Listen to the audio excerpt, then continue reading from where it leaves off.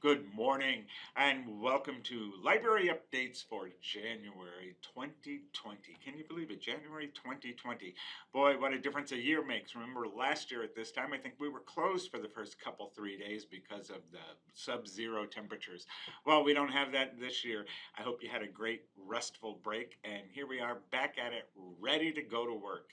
Okay, coming up for the spring semester in 2020. Student IDs. Just a reminder that the library does issue student IDs. We issue the IDs during normal operating hours. So anytime the library is open, a student can get an ID. They need two things. First, they're going to need their copy of their class schedule that has their name and their student ID number on it. They can show us the portal page off of their phone. They can log in and print it. We'll print it for them for free. And then they will also need another form of identification, driver's license, state ID, something like that, that has their name and their picture on it. We just try to make it as seamless and easy as possible. It takes about 5 minutes, so if you have a student who needs an ID, please send them down to the library. We'll take care of it for them. Escape room. During the last week of the semester, I advertised for volunteers, and I excuse me, had many of you come out and volunteer to test our escape room, and we've tweaked it and made some changes, and now we have two versions of the escape room, a 90-minute version and a 60-minute version. Now what the escape room does is it gives you a series of problems and puzzles to solve, and through the process teaches you about library services, teaches you how to find books on the shelves, how to look things up in the catalog. And it's a great team building exercise. So if you want to do it as a department, we can do the 90-minute version. Classes, 60-minute version is great. So just reach out to us and we can schedule the escape room for you. It's a pretty fun activity. We had a great time putting it together, and those who participated in the testing had a great time doing it. I just would like to say one thing. Those of you who tested it, don't give anything away. Okay, inventory. During the last week of the semester, we were closed for inventory, and this was to accomplish a couple of things. Number one, to weed out books that we don't need, that haven't been circulated in a while, and then just to make sure that everything in the computer, we have all the correct information for the books. And so this has resulted in couple carts of free books. So come on by. They're right at the front doors of the library. There's free books there. Take all you want. And then the second function that this inventory had is libraries in the state system-wide will be changing to new software in June. Actually, June 24th is the go live date. So we're doing all that we can to clean up our data and to make sure that we are not transferring bad or incomplete data to the new system.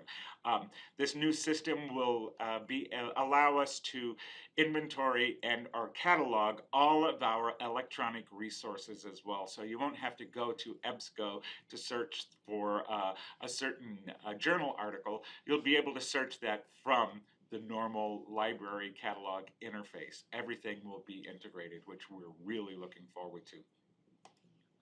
Movie nights. I told you what movies were scheduled for movie nights last time, but now I have the dates. So on Wednesday, January the 29th at 7 p.m. will be 42, the Jackie Robinson story. On Wednesday, February the 26th at 7 p.m. will be Harriet, the new Harriet Tubman story. And then on Wednesday, March the 25th at 7 p.m. will be On the Basis of Sex, the Ruth Bader Ginsburg story. Looks like we did all biographies this time. But I think there's some really great movies, and I'm looking forward to seeing all of them. Okay, looking forward, we are in the process of hiring a part-time circulation librarian.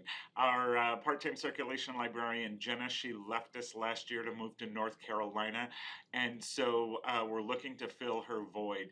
And she was our social media guru, and so we're looking for someone, not only a librarian, but also that has the social media experience as well. So if you know of anybody, send them our way. Instructional technologist Carla McKenzie will continue her Blackboard training for faculty and students throughout this semester. Just watch for her flyers, and she will be sending out emails to both groups advertising all of her services, so keep an eye out for that. Embedded librarians. We are embedding librarians online in most of the nursing classes and some of the PTA classes. And what this means is the librarian will come to your class, do the normal librarian presentation, all of the library services, how to research articles and things like that. But then they will also have a presence in Blackboard. There will be an Ask the Librarian discussion board, and then the students can submit their papers for the librarian to look at and make suggestions as well. And then we also have an in-class or in-person component of an embedded librarian as well, where this librarian comes to your class at least once a week or once every other week to help you, to act as a co-instructor when you're doing your research projects, and they are there to answer questions on the spot. And that accomplishes a couple things. Number one, it frees up the instructor so that they can meet with more students throughout the class because there are two of you. And then also it creates a relationship between the librarian and the student. So when the student comes for help, they don't have to explain what the assignment is. The librarian already knows and can help them more readily. And then looking forward to April, it's Poetry Month. We've always had a poetry contest here, but Caroline Johnson and Heidi Lundquist are looking to revamp it, and so keep an eye out for the updated poetry contest. I think it's going to be pretty exciting this year. Well, that's all I have for right now. I've taken up about 6 minutes of your time, so I'd like to thank you, and we'll see you next time.